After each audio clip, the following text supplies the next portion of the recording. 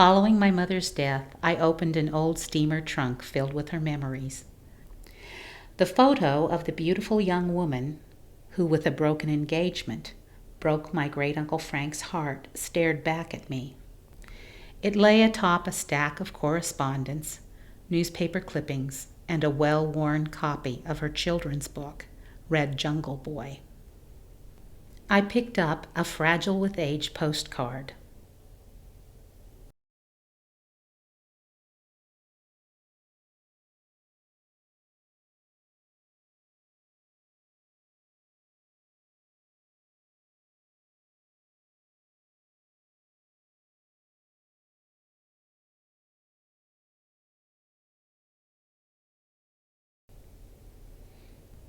Wow, I thought this would be perfect for teaching students the difference between original research and the kind they do with an encyclopedia. I slipped the items in my school bag and used them that fall to introduce research. But when I tried to move students to select their topics, all they wanted to know about was Bessie. All right, I said, we'll investigate her. But I could find nothing. Though Mother's trunk was filled with evidence, Elizabeth Kilgore Steen was not even a footnote in history.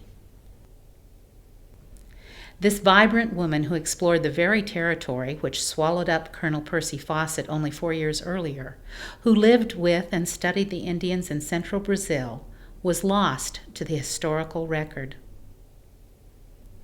When the school year ended with no answers, my personal journey began. I read everything I could find about the Amazon. I searched archives, books, magazines, and newspapers published during the period, and ultimately even found her family. They refused to talk about her after a Hollywood producer had tried to turn Bessie into a tawdry love story. When they learned that I was Frank's niece, a soft voice on the other end of the phone announced, "We still have the ring." I traveled to interview the families and tracked her artifacts to the Smithsonian.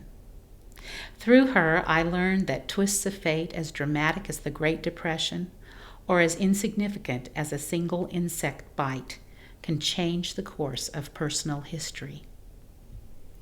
When she learned that she was dying of Chagas, an insect-borne infection, and would never finish her PhD, she took out her palette and paints and wrote the story of her informant, Dohobari.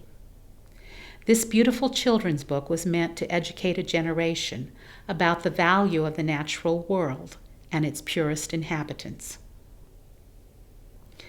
Bessie's uncompromising and insatiable search for knowledge and her ability to turn whatever happened into something valuable reached out across time and demanded that I take her story out of the trunk to be reborn into the historical record. I write all the time, newspapers, web pages, you name it, but I never thought of myself as a writer. As I finish a working draft of my book about Bessie, I realize she has returned the favor.